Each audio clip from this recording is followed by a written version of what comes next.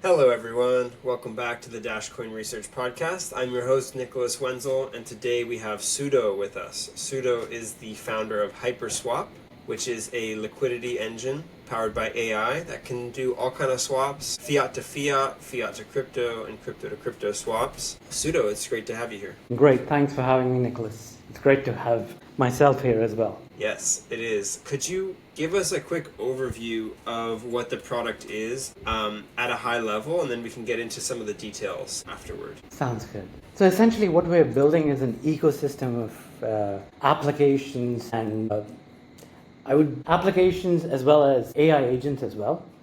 And everything is essentially powered by HyperSwap, which is a routing engine. It's an AI-powered liquidity engine. As you mentioned, it does fiat to fiat, crypto to fiat, and fiat to crypto swaps. Not only with speed, but also giving you the best rate possible across chain. That's pretty interesting. What made you want to build that product specifically? I think it's since I got serious with crypto. I think it was in 2020 when I started looking at DeFi more seriously. And as soon as I started to understand what the liquidity pools, staking, and how you can actually do the swaps and different asset allocation happens, everything made sense to what if there was a bank which was essentially powered by DeFi rails.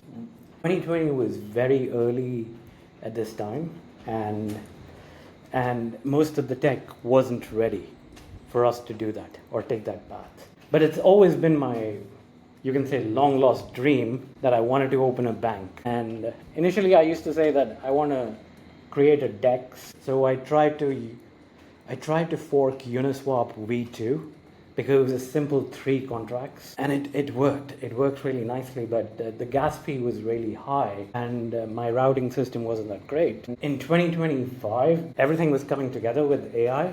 It made more sense that we could start to realize that vision into some sort of a reality.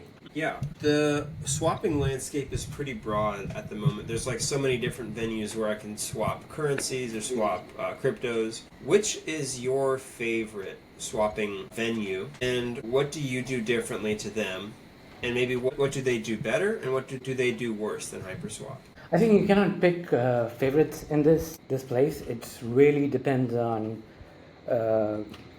different bridges, for example. So when I used to trade, my whole problem was that if there is a meme token on BNB, or there's a meme token on SUI, I instantly have to bridge funds to those. Since I'm bridging, let's say even $5,000, I'm looking for not really speed, but at the same time, I'm looking for the best rate so that less slippage is there. There's enough liquidity. And I always wish that if I could swap directly to a meme token, that would have been amazing. So in some ways, Debridge sort of was the first one where I had the great experience. I didn't have to connect the wallet, and I would just transfer funds. However, Debridge did not support all of the assets. And when I discovered SideShift, there was a meme token that I wanted to go and buy on XRP, for example. And only SideShift could support that. And when I looked at Jumper, for example, it was a beautiful experience. For the first time, I think I fell in love with cross-chain swapping was, I think, Jumper, because it's powered by LiFi, and they're pretty good. And so each of the bridges have their own advantages. The problem is Jumper does not do most of the BTCs. Debridge, although great liquidity for stable coins, does not take care of SUI. And if you have to go through different old chains like Litecoin, XRP, Bitcoin Cash, or any of these, or even weird token swaps, there is no better than SideShift. And that's when we come in. There isn't a DEX aggregator or a bridge aggregator who basically gives you the best rate. And I built a small application initially, like a small script, which would instantly tell me that Debridge has the good rate, or you can go through Stargate. Stargate has the good rate, or Mayan has the good rate, or Relay has a good rate.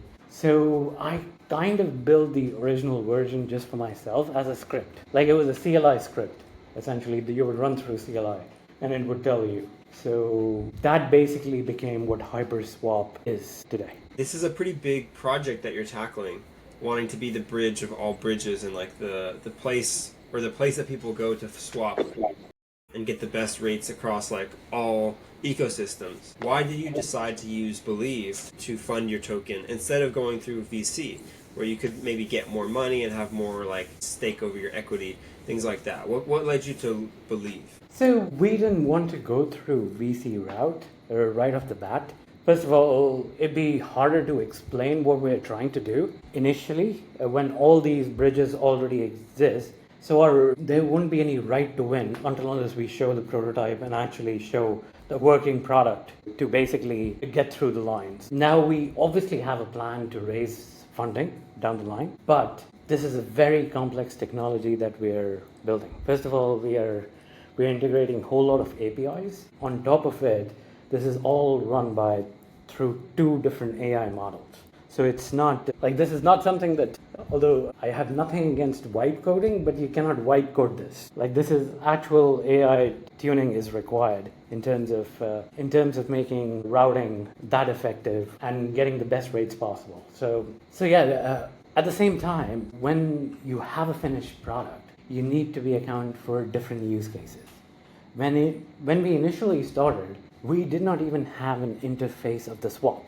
We started with an AI agent and we did the swap inside. But when we tested with 10-15 users, they simply said that, dude, just give me the interface. I don't need to talk to an agent to tell. So basically, we moved away from an AI agent and actually built a swap interface. And what we realized was that we've actually built, even though it felt like we were moving backwards, like going from AI agent to a website, but we realized that we've built a pretty good tech behind the scenes. So now what was needed was a more number of edge cases. That means more users coming and swapping this.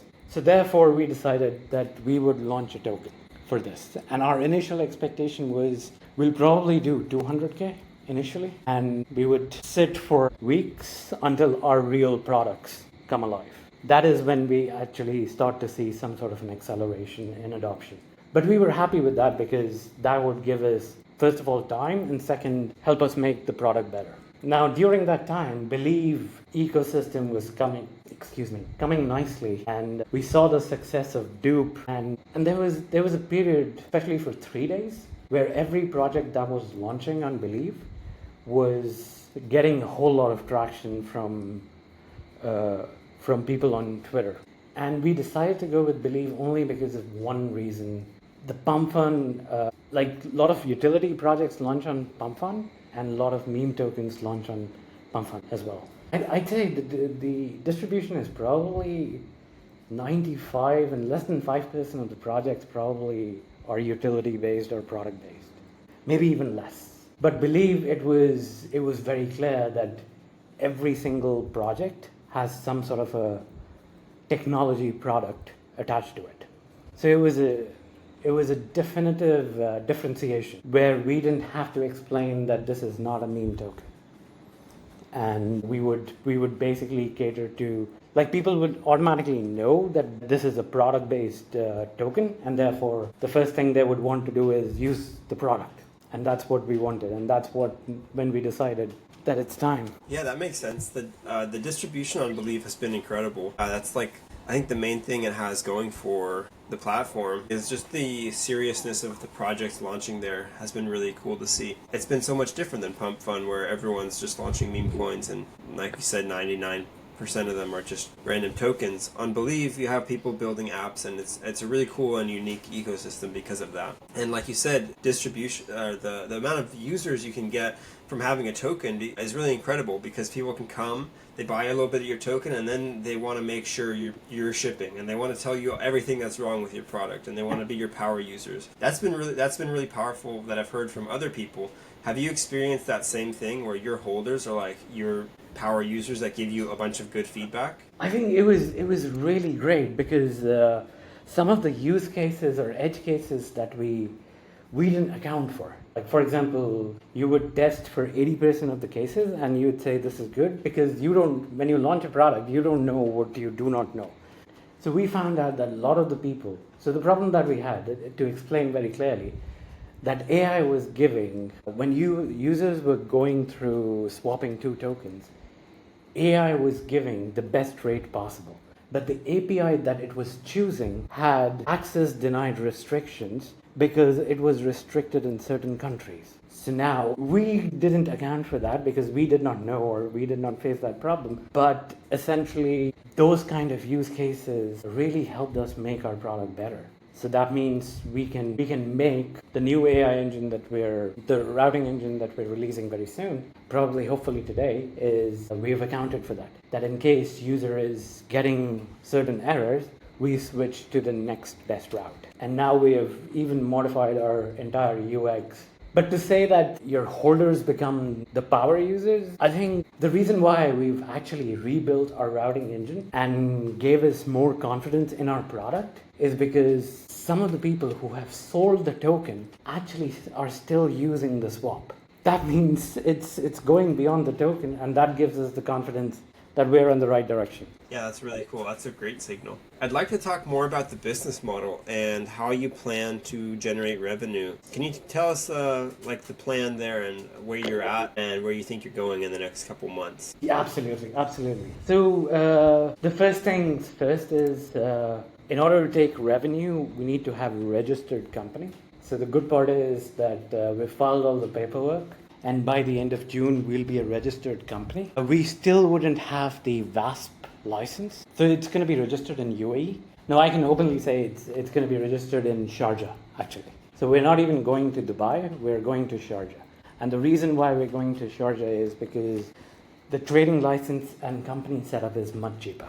I don't have to worry about residency or anything. And our whole idea is that we want to register the company as soon as possible so we can sign some of our partner contracts so we can go live with some of the products. Like for example, on-ramp, off-ramp, and that routing engine can instantly go live. And when we actually raise funding in future, we would close and dissolve the company and move to Dubai or maybe Hong Kong or Singapore. At that time, we would have a much better legal and accounting guidance, and we could spend maybe about hundreds and thousands of dollars at that point because we would have that sort of a capital and we would be thinking about 5-6 years. For now, the whole thing was how can we speed things up as fast as possible so we can make live some of our products. So I don't know, I think I answered the wrong question, but I think this was good. But what was your question? Yeah, no, that was definitely helpful. But I also asked about the revenue model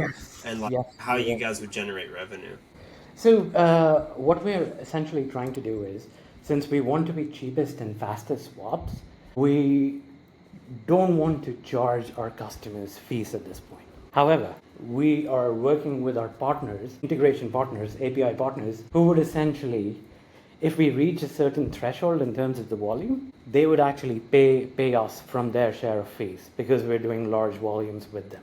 So that is what our contracts are at this point, and that's what we are aiming for. So currently we're doing on average $5,000 to $6,000 worth of volume. So it's slightly lower than when we first started because we are improving our routing engine. So our aim is to do just on HyperSwap by itself, on crypto to crypto, our aim is to go to dollars per day, per day in about a month or so. We would have enough traction, I believe, to go that far. And at the same time, we're also releasing our APIs and our MCP server at the same time. So any vibe coder can essentially integrate this as a part of their application as well. More importantly, we're also releasing 2 different apps on top of it, which solves some of the payment structures. And not only the payment structures, basically a creator, not only a payment structure, but also creator tools. So they wouldn't necessarily know that this is all powered by HyperSwap, and they would just be using the apps as normal. And I'll be announcing these apps hopefully within. Nice. That makes a lot of sense. It reminds me a bit of how Jupiter like monetize their product, because for the longest time Jupiter was the best aggregator on Solana, but they didn't charge any fees. No, they So it was did. basically just a public good. At the very beginning, I don't think they did. Now they do, but at the beginning, it was free to use, and I'm 90% sure. Yeah. And now they charge some fees on their swaps, and they have other products that they charge a lot of fees Yeah, on, like now they have they a whole have host of like a perps. trading They terminal have, and the perps, yeah, the they have a lot of DCA stuff. feature. Yeah, yeah. So for us, we're There's taking HyperSwap as a liquidity engine, and we essentially want to build Web2 applications on top of it.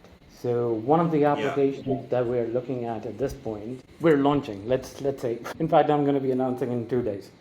So we're launching a cross-border payments app. So essentially, you can generate links and you can pay. So for example, you can request a payment for $500 from the app and send anybody the link, and they can pay in 1,000 different tokens across maybe about, we'll start with about 20 to 30 chains with popular liquidity tokens, and you can either pay with any chain, any token, or even fiat, and this is all going to be powered by HyperSwap. That sounds sick. I'm really curious to try that out when it goes live. Could you tell? I'm excited to get more into that as well. Yeah. But I'm also wondering about your background. So you're pseudonymous, but I'd really like to share some stuff, if you could, about your background and your history, because I think people would definitely want to know, who you are, because you're building a very complex product, something that has a lot of potential if done right. And I think to give people some more confidence that, you know what you're talking about, it would be helpful to know what you were doing in the past. If you could do it, vaguely without compromising your identity, I think that would No, be I interesting. think I can take some names. I think by now I'm pretty comfortable with taking some of the names. So even if people sometimes find out who I am, it's perfectly fine. So I started my career in fashion. I've got 2 degrees in fashion, by the way. I've got a bachelor's in fashion and a master's in fashion, which is very weird. And then I realized it was a mistake. So I basically started my first company when I moved. I actually did my master's in fashion from San Francisco. So that's when I moved from India to San Francisco. I was born in India, by the way. And because I had huge student loans that I had taken, I started a dropshipping company to sell stuff on eBay. I converted a WordPress 1.6 version when there was no e-commerce, anything attached to it. And I converted the blogging platform into an e-commerce platform by converting every blog, like the short summary box of a blog, into a product image. And then if you click more, instead of saying read more, I changed the text to buy now, or click to see more. So it was text change, but that was my first step of doing this, and it was pretty successful. I was doing close to about $80,000 worth of volume in the entire year, just on the side, which was really good. And then I came back to India, and my friend asked me, what do you want to do in life? I said, not fashion. So he said, why don't you join my startup? I have an e-commerce stats startup. And so that's where I learned everything about technology. I'm a self-taught engineer, so I could code in probably 3 different languages now. And I'm a pretty bad back-end developer, but I'm really good at product and UX and product design and the front-end side of things. So for past 10 years, I also have an MBA. I came to UK to do my MBA, one of the good universities, and I was running head of product and innovation for second largest telecom in the world, and I was part of the working group. Because of that, telecom company was also part of Libra, so I was part of the Facebook's Libra initiative. Created a Ethereum fork for credit chains, credits for roaming for the telecom company as well. I worked with 6 different countries together, and we did a small proof of concept with that, really successful. In 2016, I incubated a small project with a team of 4.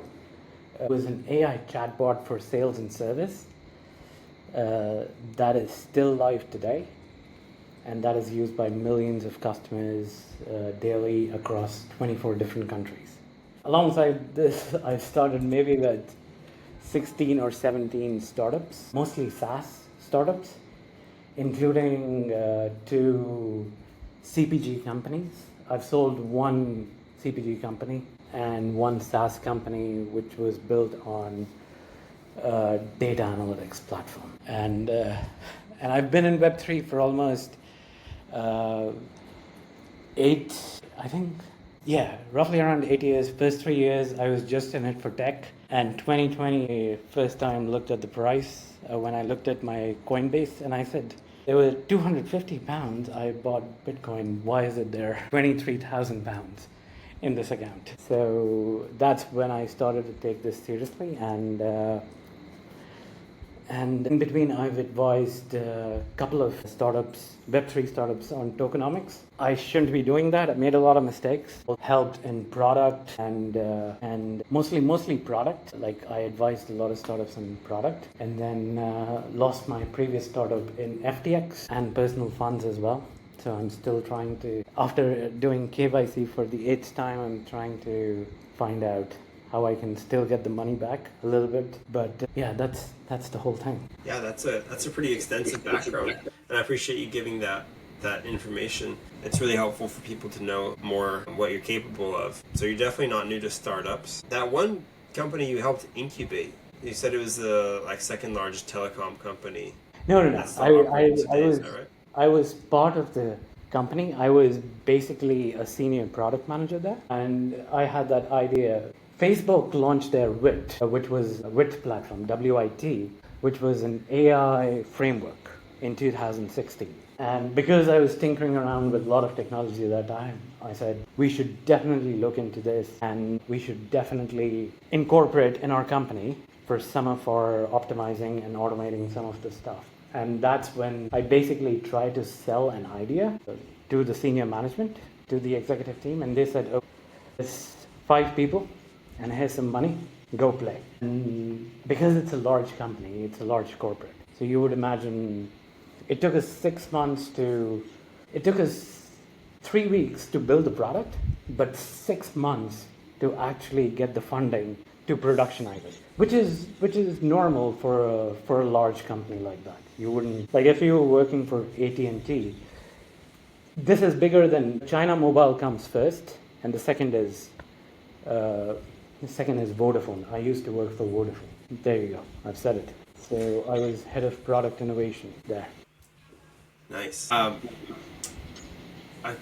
example that came to my mind a second ago was, let's say that I wanted to swap my Solana for wrapped BTC on Jupiter. Would that be more effective to be done on HyperSwap or Jupiter at the moment? HyperSwap. I'll tell you why. And you can check the rates right now if you want. The reason why I'm saying is in Jupiter, if you're dealing with large, anything above 5 or 6 SOL, as you would know, you have to account for slippage, you have to account for settings, whether you're going ultra gas fee or you're going medium gas fee, and then you have to account for MEV, most importantly, so that you're basically not sandwiched. With HyperSwap, you don't have to account for anything, and we take care of everything for you. So even you can do same chain swaps. And except for the meme tokens, like some of the meme tokens, because the volatility can be high, there can be some differences within 5 or 6 second difference in terms of the rates. But most of the time, like 99.9% of the time, we give you the exact same rates as Jupiter. In fact, it's routed through Jupiter. So you would see Jupiter right now if you go to swap.hyperswap.ai, you can do the exact same swap. And with us, you can be sure that you don't have to worry about any settings. I like that. Nice. I definitely want to give it a try. I haven't tried it yet. You said you're more of a front-end guy. Did you do a lot of the front-end design on your website? So I worked with our product designer, and I basically built close to about 2,000 websites. I'm mostly an AI native engineer, honestly. But without product experience, I specialize in product experience.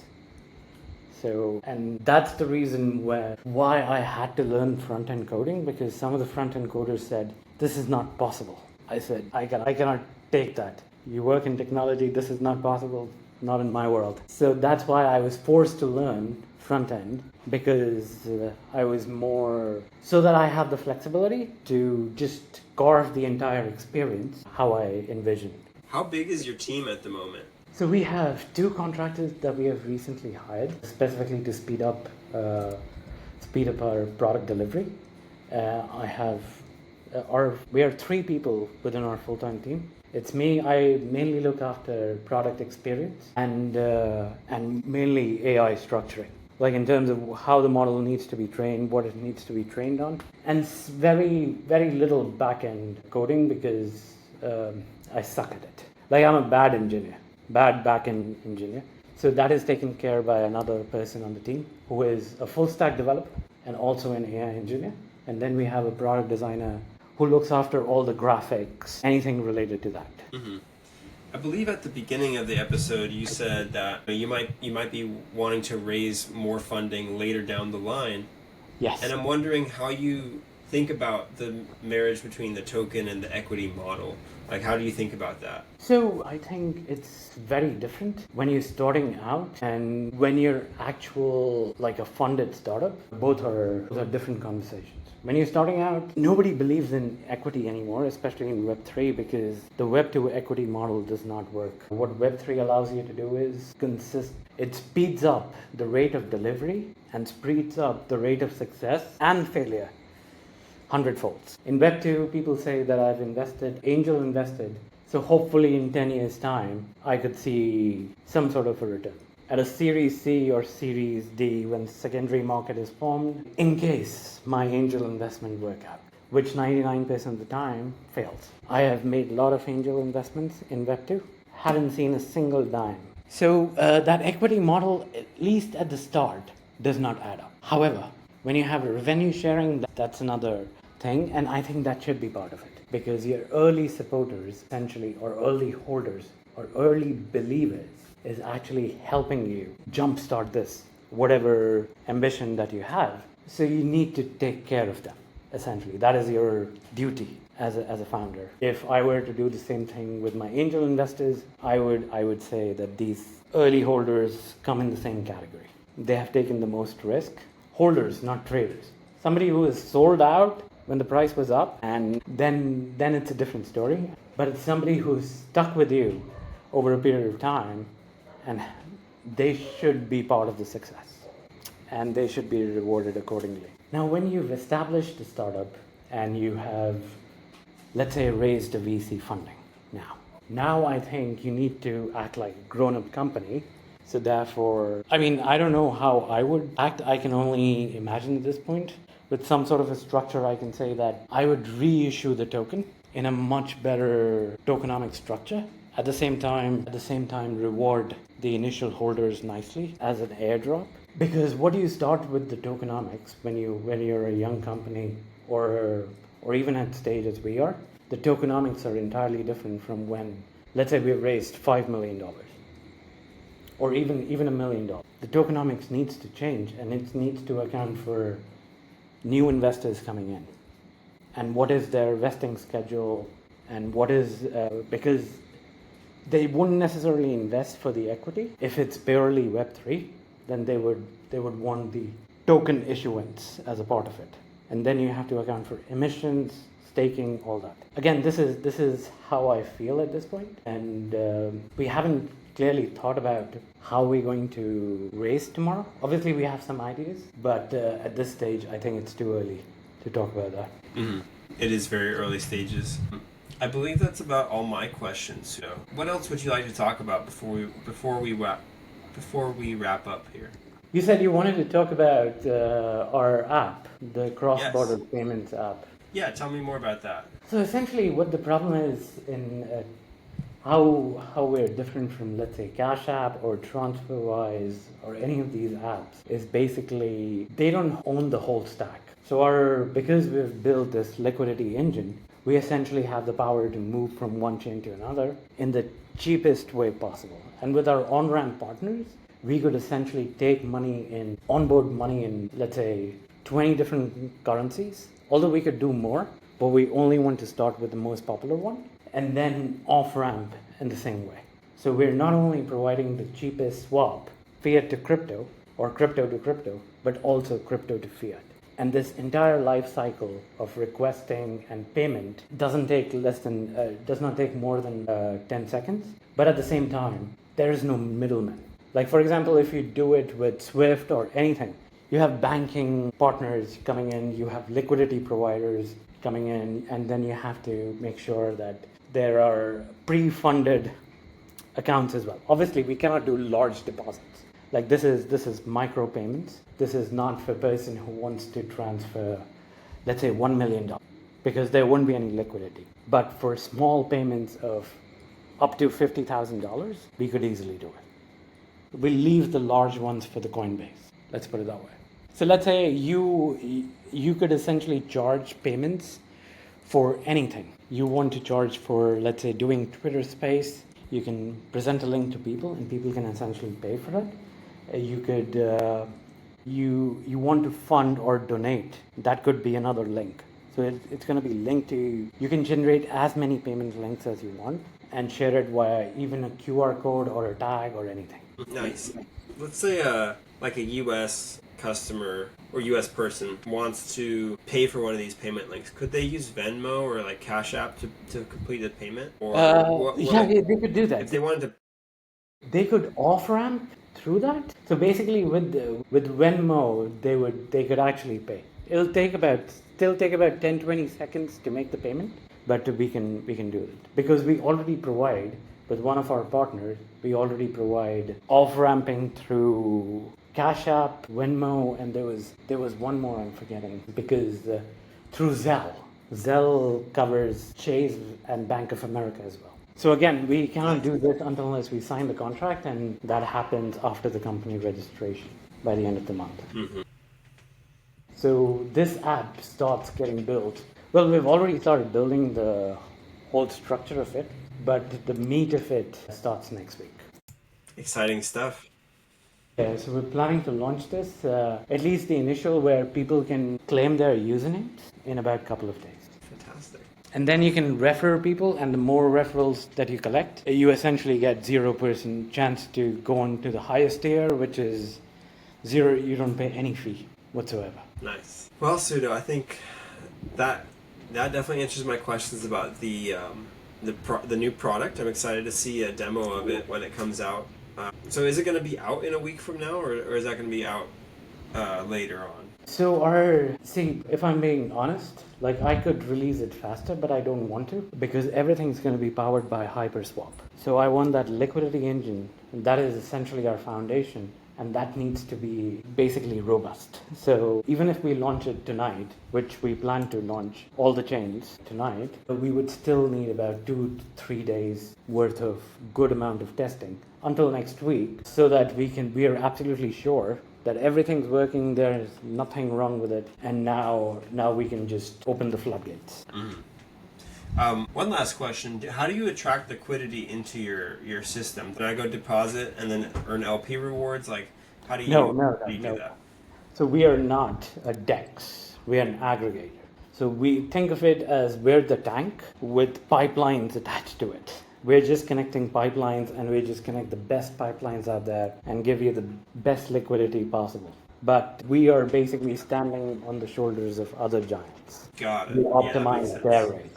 And tomorrow, if any of the giant is causing any sort of problems or gives us any other person comes in with better rates, we'll just integrate that pipeline nicely within our routing engine, and our AI routing engine will pick it up. And that's our right to win, essentially. So even if tomorrow somebody comes in and creates exactly the same thing, I think the better question to ask is, what if somebody else does exactly the same thing? I'm not the smartest guy in the world. And I would say, first of all, you wouldn't be able to have great contracts with the great partners that we have. Secondly, the best you could do is recreate HyperSwap. But what about the other apps that we're building on top of it? That essentially is our distribution advantage. So that is our right to it. So we own the whole stack, and we own the entire customer lifecycle, without even customer realizing that they are using HyperSwap. they would be using HyperSwap. So maybe other front ends would want to plug into HyperSwap. Like I might want to build a DEX or like a DEX And you will interface have that the basically APIs. just runs on. Yeah, that's why we are providing APIs. So our new routing engine is API first. So as soon as this goes live, the APIs are going to be live as well. Nice. Well, Sudo, thank you so much for coming on the show. I really appreciate your time, and Thank you. I look forward to seeing more of what you're doing and keeping up with you. Absolutely. Thank you so much for this. Great. Till next time. Till next time. Thank you.